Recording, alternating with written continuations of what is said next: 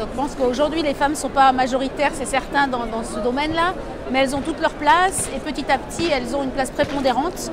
D'ailleurs elles se regroupent au sein des fédérations, au sein des groupes femmes notamment, et elles ont une action assez importante puisqu'elles sont source de beaucoup d'idées, mais également elles s'impliquent complètement même dans des travaux dits manuels. Donc aujourd'hui je pense qu'il n'y a plus de différence à avoir. Les femmes ont pleinement leur place dans les métiers du bâtiment, que ce soit dans les bureaux où on les retrouve plus spécifiquement, mais également sur les chantiers, sur des postes d'encadrement notamment. Elles ont tout à fait leur place et je crois qu'elles commencent à être vraiment reconnues comme telles.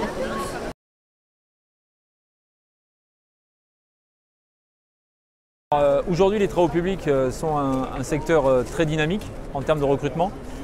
L'objectif au niveau national, c'est 200 000 emplois dans les 5 ans à venir, sur tous les métiers, de l'ouvrier à l'ingénieur. Donc, des hommes et des femmes, puisque comme tous les métiers, on souhaite aussi s'ouvrir. On est un métier aujourd'hui très masculin. Pas trop sur l'encadrement, puisqu'il y a de plus en plus de femmes qui deviennent chefs de chantier, conductrices de travaux et beaucoup d'ingénieurs également. Mais nous sommes dans un métier où aujourd'hui on recrute sur tous les niveaux.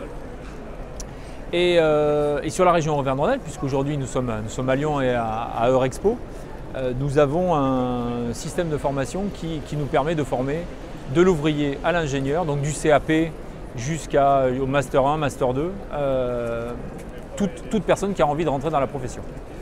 Nous, ce qu'on recherche, ce sont du personnel, des personnes qui sont motivées. À partir du moment où on a du personnel motivé, ils peuvent intégrer la profession, quel que soit leur niveau de formation de base.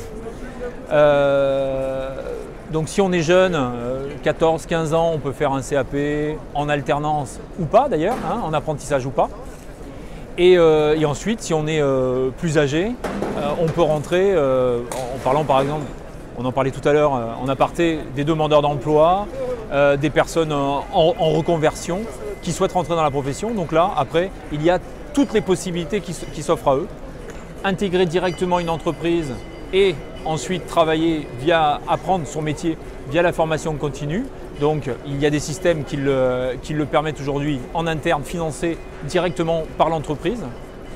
Et puis sinon, pour les demandeurs d'emploi, ce dont on parlait également tout à l'heure, on a des systèmes de financement, la POEC, les CARET via le conseil régional, les financements de la directe également qui permettent de former, d'intégrer des stagiaires dans nos entreprises. Et ensuite, ils peuvent reprendre un cursus normal, soit en alternance, soit en formation continue.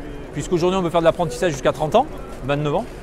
Et ensuite, pour la formation continue, c'est tout au long de sa vie, donc on peut progresser, etc. Donc on peut très bien avoir un CAP aujourd'hui, demain faire une formation de chef d'équipe, et ensuite, quelques années plus tard, formation de chef de chantier, etc. Et progresser comme ça au sein des entreprises de travaux publics.